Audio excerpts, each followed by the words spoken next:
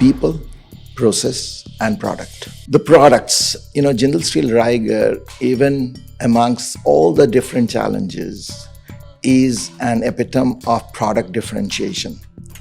We have products which are unique, not only in India, but also in the world. But what is most important for all of us is to unlearn and relearn.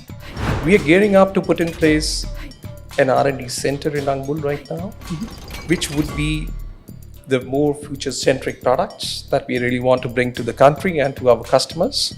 Technology in terms of digitalization is the bedrock. Right. And we are making sure India 2047, what it is going to look like, we are bringing in those digital technologies right now. I would say that what India does differentiate itself on is the quality, intrinsic quality of the engineers on the ground. Clearly, our engineers are very capable, very analytical, very deep, very ready to learn with many of these techniques.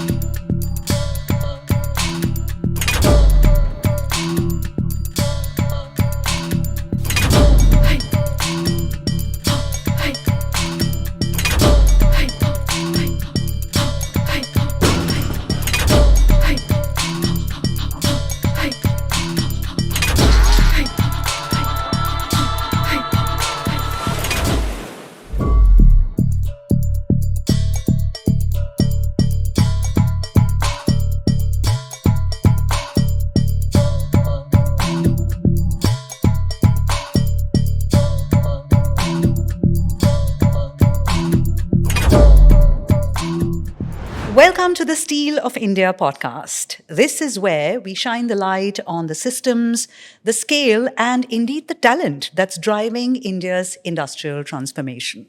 My name is Sheetal, and here's one sentiment that you're going to hear repeated across our episodes. It's the fact that steel is everywhere. And it really is everywhere because, well, it's in the refineries, it's in the railways, it's in the skyscrapers, it's in the smart grids as well. So I wouldn't be wrong to say that it all begins with steel. But the real story isn't really in the production volumes. It is in the discipline, the precision, and the cultures that turn raw material into national ambition. On this episode, we are going to take you to two plants that are at the heart of India's steel journey. And that's why we call this episode Where Steel is Born. Our first stop is going to be Jindal Steel's Angul plant, which is a bold blueprint for scale, for green ambition, and also for digitalization. Next stop is going to be Jindal Steel's Raigarh plant. And this stands tall in areas like consistency, integration, and operational maturity. So we're going to be joined by people who can take us through these plans, and we have another voice as well. Let me welcome onto the podcast Pankaj Malhan, who is Executive Director of Jindal Steel's Angul plant, also overseeing the massive capacity expansion it's in the middle of right now. We're also joined by Sabyasachi Bandyopadhyay, who is the Executive Director of Jindal Steel's Raigarh plant, the flagship one where it all began. And we're delighted, of course, to have Rajat Gupta join us here. He's Senior Partner at McKinsey. He's also someone who founded the industrials and manufacturing practices for McKinsey in India and Asia. So this is going to be a conversation that talks about skilling, systems, mindset, metrics, and also shows us how execution is shaping ambition and what it's going to take for us to set off on a journey to 300 MTPA and Viksit Bharat. So yes, it is fantastic to have these thought leaders with us today. Thank you so much for joining the podcast. Hi, how are you? Good. Thanks. Good. I'm going to be better once we get the conversation started. And Pankaj, I'm going to start with you, right? Jindal Steel's Angul plant on track to become India's largest integrated steel plant. Curious to know what operational excellence really means at scale like this, and what are you doing to prepare for the next phase of expansion and growth? Yeah, fitness, I would say. And fitness comes at the backdrop of discipline. And discipline in terms of execution, in terms of repeatability, and making sure whatever we do is right at the first time. Of course, there are a lot of vectors to this. First vector which straight away comes to my mind is the way we are innovating right now. So the innovation doesn't come out of the technology part, but it also comes in the business model and the product centricity. Angul plant today is actually working on creating newer products, getting to the customers which potentially they have not seen it before. And that's how we are trying to bring innovation. We are gearing up to put in place an R&D center in Angul right now, which would be the more future-centric products that we really want to bring to the country and to our customers. Second, I would say, would be in terms of sustainability. Of course, the world talks about green steel. I think that comes naturally to Angul. Right. And when I say naturally, Angul is the first plant where we got gas-based DRI generation, and that gas is based out of coal. And I must thank the big bet which Mr. Jindal has put over there. I think we're very futuristic technology. And that is what is giving the hunger to the Angulites to actually get going with the next level of technologies and the systems and processes that we really want. And that really makes us more green in the sense.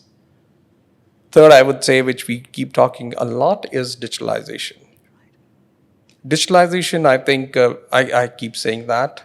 With the newer technologies, a very recent scale that we are adding up, technology in terms of digitalization is the bedrock. Right. And we are making sure India 2047, what it is going to look like, we are bringing in those digital technologies right now.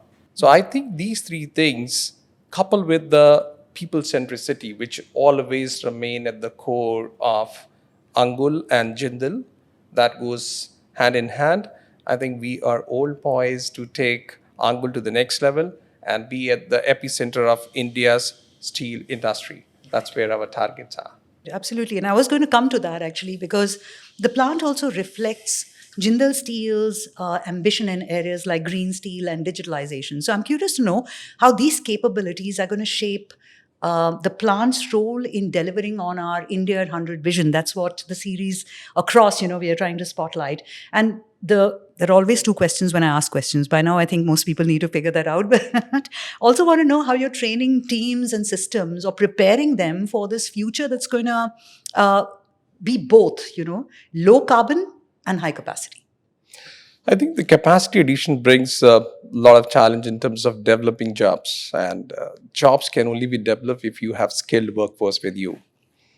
We've already launched a big skill center in Angul itself, where we are working with a lot of communities. We're working with our own employees. We're working with the future employees, how we can actually skill them up to the technologies that we need, or India needs, I would say. Second, of course, I think we India as a whole, we see the age group, which is really, really fascinating one. We are really tech savvy. You go to a small rural village also, you'll find an 80-year-old guy working with his mobile. I think that comes naturally to India and Indians. Our take is digitalization is going to the next wave. While industry is talking about Industry 4.0, we are setting our eyes on Industry 5.0. And that's how we're preparing our workforce into that. And we're very hopeful India's next level, which is 2047, we would be one of the most automated units in the country. Rajat, I must come to you and ask you about, he mentioned Industry 5.0. So what does this digital future for India really look like? Well, let me talk a bit about what is the global benchmark that we are seeing on the implementation of digital and now actually AI. So we've been working with the World Economic Forum for the last 6-7 years, figuring out what the state of the art is, right? So this is the World Economic Forum Digital Lighthouse Program. There are about 170 of them. 15 of them are in India. About 2/3 of them we've actually worked with in some way, shape, or form. The state of the art on this is that AI ML, which is machine learning models, amongst the best plants, amongst these 170 plants, of which about 40 odd will be process industry plants, AI ML has proliferated. These models are being used aggressively to run large units. Many of them have been wired into the DCSs. So that's pretty wide, it's network wide, and it's seen quite widely. A few of these companies have actually moved where they have control and command centers with very strong infusion of AI to help the operators make decisions. Right. And these are in specific areas like, for example, multi-plants, or they may control outbound supply chains, not just getting information, but actually the data is being used to make decisions and to shorten the period in which decisions are made, make much better and more optimized decisions. The third thing I would say here is that the newer technologies, which is LLMs and agentic, are getting there. So pilots are being done. A lot of what we call horizontal use cases, like chatbots being used to support somebody who's doing maintenance, are beginning to be seen. What we haven't yet seen at scale is where an end-to-end process has been digitized using, or AIized, if you want to call it that, using these technologies fully. Right. I think that'll come soon. Yeah. So those are some of the things that we are seeing across the world. Wonderful. And thank you for explaining or walking us through what state of the art really means, especially in light of, Pankaj just mentioned Industry 5.0, and we are well on track to getting there from it looks like. But that's not the most important thing. Sometimes there are lessons to learn from legacy operations. And clearly, Sabyasachi, Jindal Steel's Raigarh plant is one of the most iconic that India has today. Begs the question, how does one ensure consistency and, discipline, all the while keeping your eye on reliability, on all those things that a plant like this is known for? Very apt question. Jindal Steel Raigarh, it's epitomizes the vision of our founding father, Sri O.P. Jindal ji. It is very well perceived and appreciated. Where others saw the walls, O.P. Jindal ji saw the doors. At the backbone of every industry, there are three things which are important: people, process, and product. When it comes to people, Jindal Steel Raigarh has been able to retain very long-standing employees, quite a significant number of them. And they have been there since inception. So understanding of the equipment when it first came in, how it was installed, how it was commissioned, how it was run, that's very well known. And on top of that, we have brought in people over the years, the newer generation. Right. And they have been trained by these people who have been there for years. The products, Jindal Steel Raigarh, even amongst all the different challenges, is an epitome of product differentiation. We have products which are unique, not only in India, but also in the world, and including some of the things like head iron rails, the track shoes, first time. So there are a lot of firsts in Jindal Steel Raigarh. The third, when it comes to processes, we have one of the most efficient blast furnaces in the industry. Now, we are not only situated in Chhattisgarh, which is mineral rich, but we also have close proximity to all the other mineral rich states in India, like Odisha, Jharkhand, West Bengal, and Madhya Pradesh, and Maharashtra. And that helps us to continue to have a very good raw material strategy to produce the steel of our kinds. And in the last, what I would say, that it's a legacy, what we talk about, but it's also a heritage. More than the legacy, it's the heritage that paves the way for Jindal Steel's future. Right. So at the center of everything, we are very community-centered.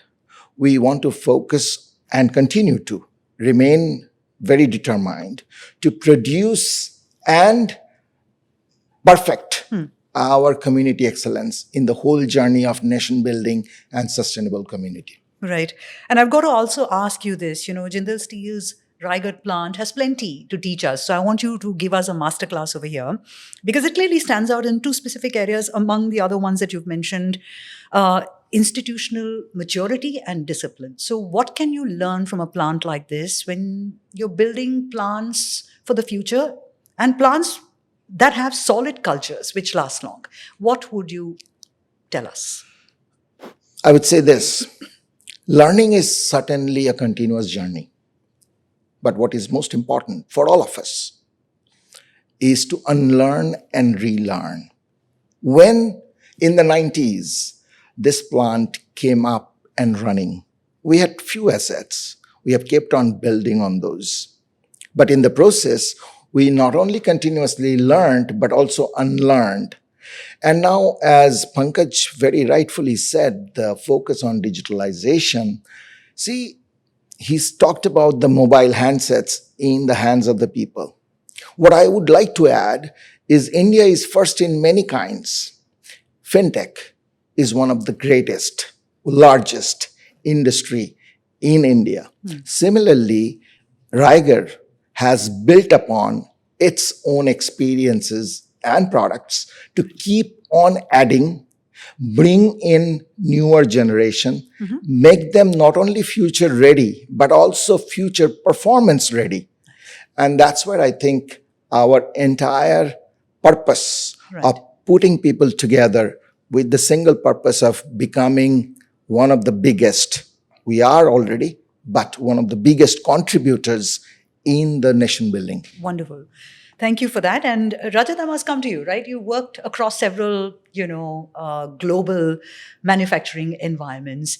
Tell us about how those environments compare with what we have going for us in India, and maybe some of the opportunities where there's room for improvement. So let me break this answer up into 2 or 3 pieces. I think the first one is people. Again, I've worked in roughly 10 odd countries in the manufacturing setups across 4 continents. And I would say that what India does differentiate itself on is the quality, intrinsic quality of the engineers on the ground. Very often these are frontline engineers. Most other places you won't have degree engineers doing frontline jobs. So they're very smart. I'll just give you one illustration of this. So we were working with a large public sector company, and we were making an assessment of roughly about 1,000 of their people on the readiness for AI.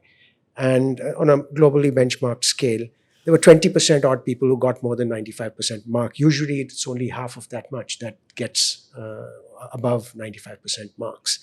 So clearly our engineers are very capable, very analytical, very deep, very ready to learn with many of these techniques. If I compare this to some of the other geographies, the one that comes to mind is, for example, Southeast Asia and China. There's a lot of discipline. So people really work with the process and get to the answers. So what comes with perhaps some degree of creativity in India comes with process there. I think in the West, what I found both in the US as well as in Europe is people are in those 8 hours that they're there, they're incredibly productive. They may not go beyond those 8 hours. That may be a sign of rigidity, but those 8 hours are incredibly productive. So I think that's the first one, right? There is a difference in people and the cultures that I see. I think the second one is technology. So particularly in India and China, most of our plants, 80% of our capacity has come in the last 15, 20 years. So our plants are truly state-of-the-art, not only in the production technologies, but on the IT side. People have invested in sensors, they've invested in L2 systems, they've invested in DCSs, SCADAs, control systems of various kinds. So I find that our plants are very ready for digitization and AI. I think the third thing is a bit of a contrast which varies across, in fact, companies in India and outside, is the leadership itself. So how long-term versus short-term are they? How aspirational versus practical are they? How performance-oriented versus health-oriented, you talked a bit about that, are they? And finally, how much are they relying on structural advantages, like having mines, for example, versus relying on really operational excellence? And I think here is where institutions can differentiate themselves if they find the right balance, because there is no outcome without real short-term performance, and there is no outcome in the long term without building the capabilities. I think stitching all this together is absolutely essential for companies to get AI right. And I would just take a minute and just say, look, to the question of these digital lighthouses that we talked about a little while ago, what are the ones that are most successful versus the ones that are less? 90 odd % of the companies that aspire to be digital lighthouses don't necessarily get there. I think what differentiates the ones that do get there are, number one, do the companies follow the money? Do they look for business problems and solve solve those using AI, using digitization, as opposed to the other way around where you have a technology and try and use the technology. The second dimension is one of, again, not being technology led, but getting additional technology investments made on the back of, again, business cases, real business cases. The third point I would make around that is building capability internally. So just like maintenance is largely an outsourced function, specialized maintenance or low-end maintenance you may outsource, but largely an insourced function today. Right. Similarly, AI and digital has to be an insourced function because it will move so quickly. And the final point I'll make is that the difference between the ones that are using AI really well and not is whether they're being programmatic or are they stuck in a pilot purgatory, right? Putting it all together in a systematic way, getting real business results. Right. Yeah. I think masterclass all the way over here is what I've got over here. And I like the phrase pilot purgatory. I'm going to store that for, I think, time to come. But thank you for those perspectives. It's time for a small little rapid fire round. Are you ready, all of you, for quick one-line answers? Sure. Have you prepared Sure. one-line answers? Okay. All right. We're going to go with this. And this one is for the both of you who are part of plant life, indeed. Pankaj, one plant moment that actually really makes you smile. Me and my wife working together on an assignment. Oh, okay. All right. I didn't know that. Sabyasachi, what about you? See, I'll give a little offbeat answer here because something that we had to do again, unlearn and relearn. We installed stop signs instead of traffic lights within the entire plant and the township premises. Remember, our plants are actually a community. Right. We have entire employee base staying families. in the same perimeter. So building stop signs, and people stopping there without having anybody to watch at any hour of the day. That gives me a pause and a smile on my face. Nice. Thank you for answering that. Rajat, yours is a little different. One leadership trait you think is critical for India's industrial future? Rigor of implementation. Okay. You're literally sticking to that one phrase. Yes, Because you said it's rapid fire. Rigor, and I mean, just maybe to elaborate a little bit, like I said, we are analytically very strong, yeah. right? We are highly creative as people. The conditions are in place, right? The tech is there.